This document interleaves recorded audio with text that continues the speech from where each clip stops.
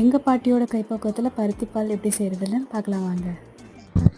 பருத்தி 8 மணி நேரம் ஊற வச்சு பிழிஞ்சு மிக்ஸி ஜாரில் கொஞ்சம் கொஞ்சமாக தண்ணி ஊற்றி அரைச்சி எடுத்துட்டு ஃபில்டரில் முதல் பாலை பிழிஞ்சு எடுத்துக்கோங்க.